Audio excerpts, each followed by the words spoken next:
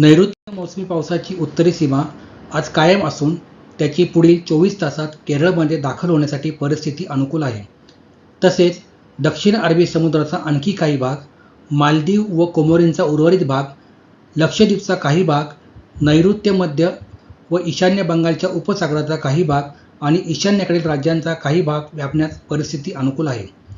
कोकण गोव्यात पुढील 5ही दिवस, मराठवाड्यात आज, तसेच मध्य महाराष्ट्रात व मराठवाड्यात 31 मे नंतर, तर विदर्भात 1 जून नंतर तुरळक ठिकाणी पाऊस पडण्याची शक्यता आहे. आज विदर्भात नागपूर, वर्धा, तर आज व उद्या चंद्रपूर येथे उष्णतेची लाट येण्याची शक्यता आहे. तर उद्यापासून 1 जूनपर्यंत कोकणात पालघर, ठाणे व मुंबई, तसेच 31 व 1 जून रोजी रायगड येथे हवामान उष्ण व दमट राहण्याची शक्यता आहे. त्यामुळे तेथे येलो अलर्ट देण्यात आलेला आहे.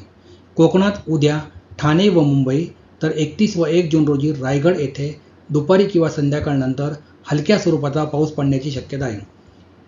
1 व 2 जून रोजी मध्य महाराष्ट्रातील सांगली, सोलापूर, तर मराठवाड्यातील लातूर, धाराशिव, तसेच विदर्भातील गडचिरोली, गोंदिया व नागपूर येथे मेघगर्जनेसह विजांचा कडकडाट, ताशी 40 ते 50 किलोमीटर वेगाच्या वादळी वाऱ्यासह तुरळक ठिकाणी हलक्या स्वरूपाचा पाऊस पडण्याची शक्यता आहे. दिनांक 2 जून रोजी कोल्हापूर, सातारा, नांदेड, भंडारा, चंद्रपूर, वर्धा व यवतमाळ जिल्ह्यात मेघगर्जना, विजांचा कडकडाट, ताशी 40 ते 50 किलोमीटर वेगाच्या वादळी वाऱ्यासह तुरळक ठिकाणी पाऊस पडण्याची शक्यता आहे. त्यामुळे वरील जिल्ह्यांना येलो अलर्ट देण्यात आलेला आहे. तसेच आजपासून पुढील 5ही दिवस उर्वरित जिल्ह्यांमध्ये तुरळक ठिकाणी हलक्या स्वरूपाचा पाऊस पडण्याची शक्यता आहे.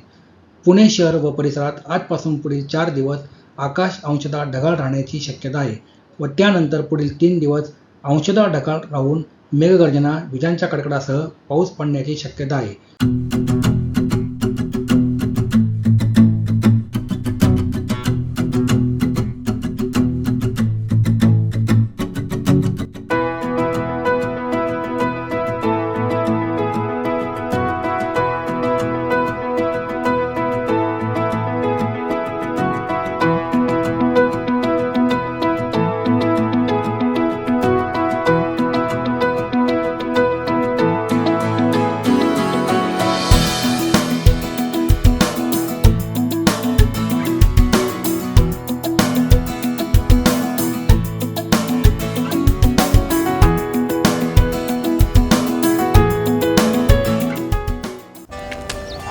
Come on guys, hurry up. यार सुन ना, एक ब्रेक ले लेते हैं. Guys, I'm telling you, तुम लोगों को सही से ट्रैकिंग नहीं आता. But that's okay, you can learn. रोज का ढक्कन देना. तो ये रेड वाला है, सही वाला देना. अबे ढक्कन, पहले तो सही पानी पीना.